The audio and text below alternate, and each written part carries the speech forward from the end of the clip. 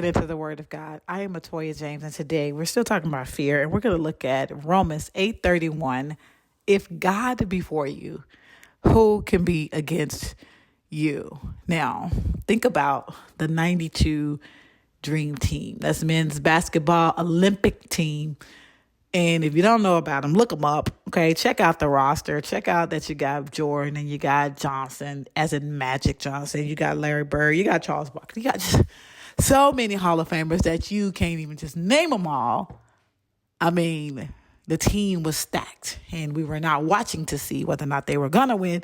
We was watching to see by how much they was gonna blow folks out, because nobody could match the talent that was on that team, the strength that was on that team, the experience that was on that team, and they were going to walk away for sure with the W. Now, if we look at the 24 team with LeBron and KD and Steph, same thing.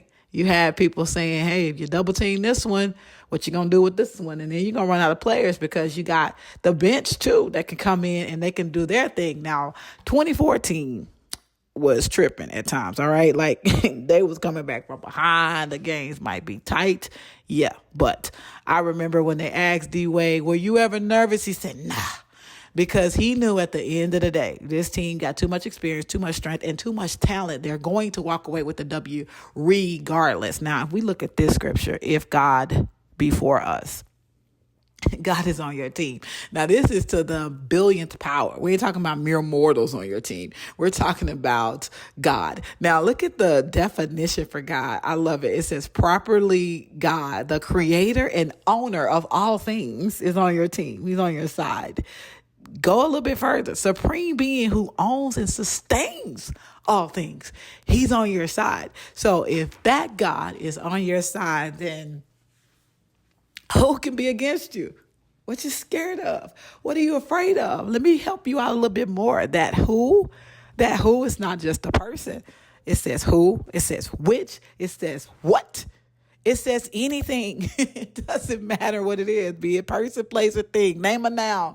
It cannot stand against God. So if God is for you, who, what can be against you? So what do we do with that verse? We take that verse and we use it with confidence. Not just use it with confidence, but we respond accordingly. We approach the court knowing that we're going to walk away with the W. And so our court is not a basketball court, but it could be our finances. You know, it could be our job situation. It could be our health situation. It could be relationships, whatever it is, which, what, anything, who it is. We approach it knowing that if God is for us, who can be against us? We can walk away with the W no matter what situation presents itself as our opponent, because God is greater, not us. He is.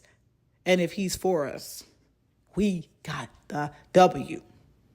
No matter if it's blowing people out like the 92 team, meaning that we ain't never had to worry about it. Before I could get nervous, the money was in my account. Before I could get scared, the job, the boss left. We're not talking about, sometimes it can be like that. And then sometimes it can be like the 24 season where it's a little tight. Okay, the shutoff is tomorrow. They calling me in for a meeting.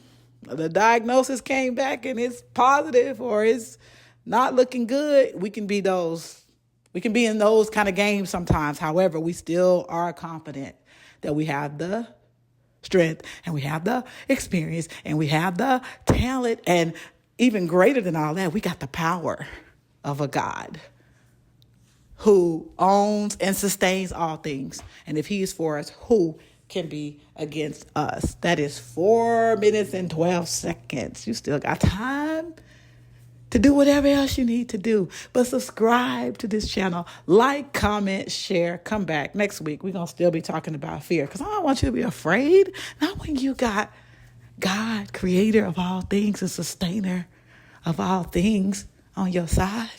You got the W. See you next time.